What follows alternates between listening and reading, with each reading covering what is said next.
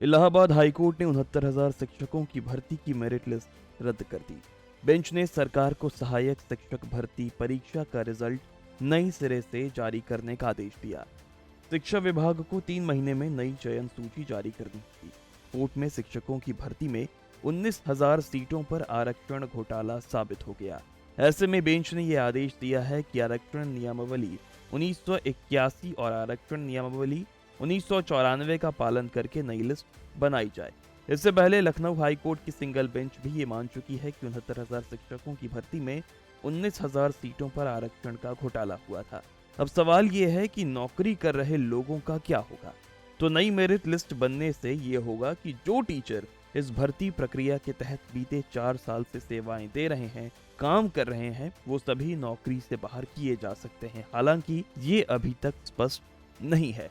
Court ने अपने फैसले में कहा कि नई मेरिट लिस्ट बनाते समय अगर कार्यरत शिक्षकों का नुकसान होता है तो उन्हें सेशन यानी सत्र लाभ दिया जाए, यानी वे करंट एकेडमिक सेशन तक पद पर बने रहेंगे। राज्य सरकार को 3 महीने में नई सूची जारी करने की कार्रवाई पूरी करनी होगी।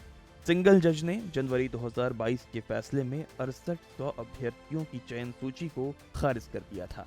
हालांकि डिवीजन बेंच ने उस फैसले पर कोई हस्तक्षेप नहीं किया है, लेकिन डिवीजन बेंच के फैसले से आरक्षित वर्ग की सीटों पर भारी उलटफेर होगा, जिससे कई लोगों की नौकरी खत्म हो सकती है। डिवीजन बेंच के फैसले के खिलाफ पीड़ित अभ्यर्थी और राज्य सरकार सुप्रीम कोर्ट में अपील कर सकती है। सुप्रीम कोर्ट से अगर हाई कोर्ट का फैसला स्टे हो गया तो फाइनल निर्णय आने तक किसी की नौकरी नहीं जाएगी। डिवीजन बेंच का फैसला लागू होने पर आरक्षित वर्ग के अभ्यर्थियों को विशेष लाभ होगा। अब यूपी के 69,000 शिक्षक भर्ती का पूरा विवाद क्या है, उसे सिलसिलेवार तरीके से समझ लेते हैं।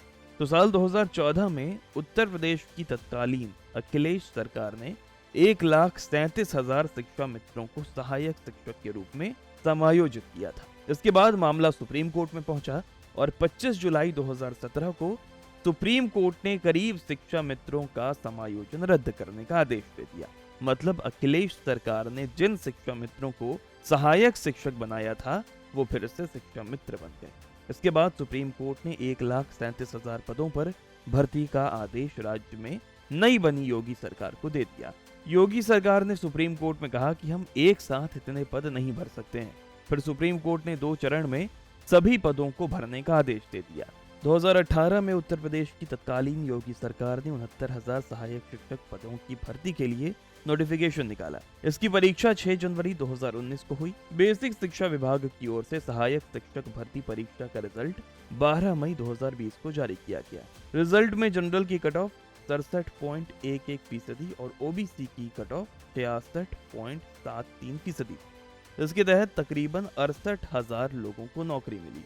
यहीं से सवाल उठा कि 69,000 भर्ती में आरक्षण नियमों को लेकर अनदेखी की गई। बेसिक शिक्षा नियमावली 1981 का पालन सही से नहीं किया गया। इसके बाद राज्य भर में विरोध प्रदर्शन होने लगे। आंदोलनकारियों का कहना था कि नियमावली में साफ है कि कोई ओबीसी का अभ्यर्थी अगर नॉन रिजर्व्ड कैटेगरी के कट ऑफ से ज्यादा नंबर पाता है तो उसे ओबीसी कोटे से नहीं बल्कि नॉन रिजर्व्ड कैटेगरी में नौकरी मिलेगी, यानी वो आरक्षण के दायरे में नहीं गिना जाएगा। अभ्यर्थियों ने यह दावा किया कि 69,000 शिक्षक भर्ती में ओबीसी कैटेगरी को 27% की जगह मात्र 3.86% रिजर्वेशन मिला। ओबीसी कैटेगरी को 18,598 सीट में से मात्र 2,637 सीटें मिली, जबकि सरकार का कहना था कि तकरीबन 31,000 ओबीसी कैंडिडेट्स की नियुक्ति की गई।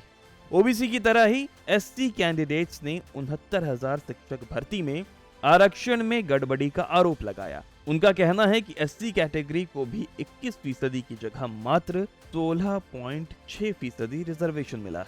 एस्पिरेंट्स ने यह दावा किया है कि 69,000 शिक्षकों की भर्ती में करीब 19,000 सीटों का घोटाला हुआ। इसको लेकर वे हाईकोर्ट भी गए और राष्ट्रीय पिछड़ा आयोग ने भी शिकायत की। राष्ट्रीय ओबीसी आयोग ने 2021 में माना था कि 69,000 सहायक अध्यापक भर्ती में आरक्षण अधिनियम का पालन नहीं हुआ, लेकिन सरकार ने आयोग के आदेश को तब नहीं माना था। अब इलाहाबाद हाई कोर्ट के फैसले के बाद ये उम्मीद की जा रही है कि राज्य सरकार सुप्रीम कोर्ट का रुख कर सकती है।